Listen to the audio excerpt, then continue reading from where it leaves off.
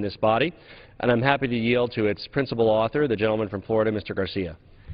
Thank you very much. I thank the gentleman from Colorado. Mr. Speaker, I don't know of any other district in the United States that more clearly shows the economic contributions of immigrants than my own. You see it everywhere, from the languages spoken on the street to the diverse businesses in every corner. Miami is a town built by immigrants. It's a perfect example of what happens when, instead of forcing people to live in the shadows, you welcome immigrants and you allow them to work and become valued members of the community. For over the last 50 years, South Florida has seen unprecedented growth and become a gateway to Latin America and its economy. None of this would be possible without the hard work of immigrants who came to my community searching for the American dream, just like my parents did. I'd like to share a few of their stories. Jose lives in Homestead. It's an area in my district that produces nearly half of the winter vegetables consumed in the entire United States. He came to this country in 1986, and despite his best efforts, was unable to gain status. Even after suffering from a workplace accident that resulted in his finger being amputated and another which injured his back and arm, he still wakes up every day at 5 a.m. to do whatever needs doing on a farm, from cleaning to planting to packing. Jose's wife was deported. He is now the primary breadwinner for his family. Both of his parents died in Mexico. He was unable to say goodbye. Jose does his job, pays his taxes, serves as an advocate, a mentor for many other farm workers. But our immigration system has done nothing but turn a blind eye to his sacrifices. Lourdes started working in the fields at the age of 10, picking asparagus, tomatoes, cucumbers all over the East Coast. Despite having to drop out of high school because of the work and the constant moving, Lourdes eventually was able to complete her social work degree 20 years after she started, and all of her children have been able to go to college. Last year, she was recognized by the White House as a champion of change and is now an advocate of the farm worker community and a proud champion of immigration reform. And finally, I want to talk about someone who's sitting in the gallery, Cecia Sosa. Until the age of 8, she had been always assumed that she'd been born in the United States, like her brother. While she eventually was granted deferred action, both of her parents have been deported. Neither were criminals. In fact, her father owned a small business. There are millions of Jose's, of Lourdes's, of Cecias. They grow our food, they build our homes, and they care for our families. They often work at jobs that no one wants and start businesses and create jobs where there were none before, and in areas where they're needed most. Our nation would not be the society it is today without the generations of immigrants who came to our shores searching for a better life. The 11 million undocumented individuals living here today are no different. They are in every way American, but in paper. If we want to secure our economic future, we need to fix our broken immigration system in a way that addresses our need for immigrant workers, recognizes the incredible sacrifices and hard work of that immigrants endure. Jose, Lourdes, Cecia have waited long enough. The time to pass immigration reform is now. And if the gentleman from Colorado will permit, I also want to recognize those folks who in my community labor at this a long time. They spend enormous hours and effort trying to pass this.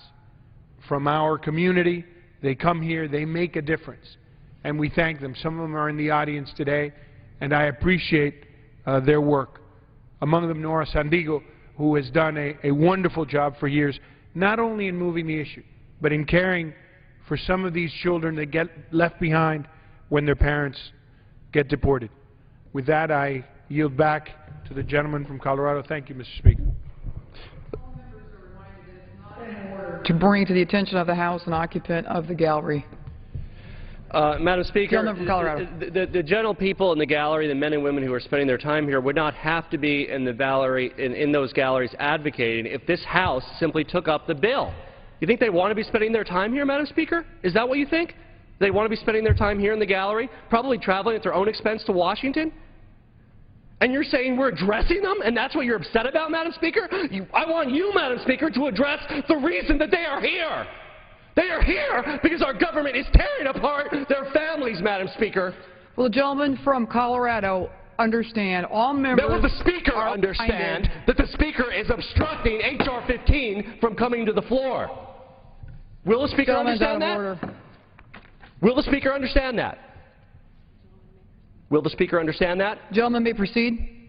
Will the Speaker understand that the Speaker is preventing H.R. 15 from coming to the floor, and that is why there are men and women in the gallery that potentially face deportation and their families are being torn apart? It's very simple. It's very simple.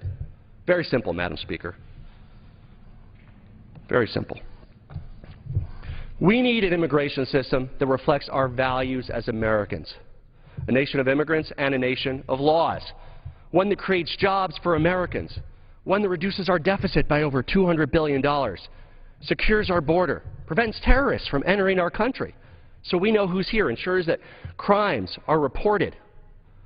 We can do that, Madam Speaker. And you know what? I've heard it said that perhaps some prefer to do it piecemeal.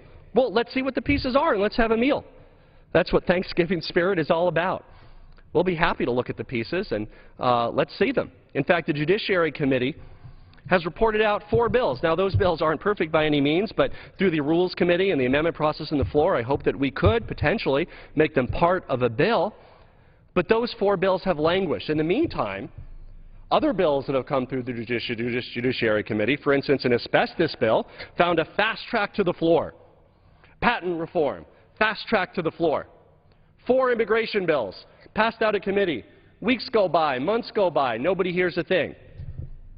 Why aren't we considering those bills, Madam Speaker? Even I support this patent bill that we'll be voting on tomorrow.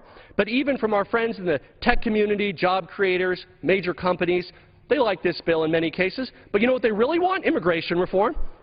They'll say, fine, you helped us out fighting a few patent trolls, now get immigration reform done because we'll be able to create jobs for Americans. And that's what we're here for, Madam Speaker. Uniting American families, creating jobs for Americans. We can do that, Madam Speaker, by passing H.R. 15, by passing pieces and having a meal, however you want to do it. In fact, how about we invite our friends from across the aisle, Republicans, to join us here next week to talk about immigration reform and the path forward. We've been down here every week since the Senate passed comprehensive immigration reform, demanding that the House bring up pieces or bring up comprehensive. And we invite our Republican friends to discuss this with us. There is no Democratic or Republican solution. This takes us working together for an American solution. We know that, Madam Speaker. H.R. 15 is not a Democratic bill or a Republican bill. It's a bipartisan bill. Principals from both parties, more than 2/3 of the Senate, supported its common sense approach. We can improve upon the pieces and have a meal, or we can pass comprehensive immigration reform to reflect our values as Americans and create jobs for Americans and to protect our borders. The longer that we fail to act, the more men and women will have to be in these galleries here, Madam Speaker, perhaps against your wishes. Will have to be fasting. Will have to quit their jobs working in Congress, like Erica, because her mother is facing deportation. Is that the America we want when we look at ourselves in the mirror? Madam Speaker, is that what we're proud of as Americans? Is that our values? Are we proud that A young, talented staff person like Erica, working for behalf of her country for a congresswoman here in the United States Capitol, has to quit her job because our own government is deporting her mother, who hasn't committed any criminal violation or violent crime, at a cost to taxpayers of tens of thousands of dollars per deportation, and at the cost of tearing a family apart and preventing Erica from offering all that she had to give to our great country. We can do better, Madam Speaker. We can do better by the handful of people in this gallery and the millions of families across this country that are demanding action now, and the hundreds of millions, yes, every American man, woman, and child who stand to benefit by immediate action here in the House of Representatives. I yield back the balance of my time. For what purpose does the gentlewoman from Ohio seek recognition?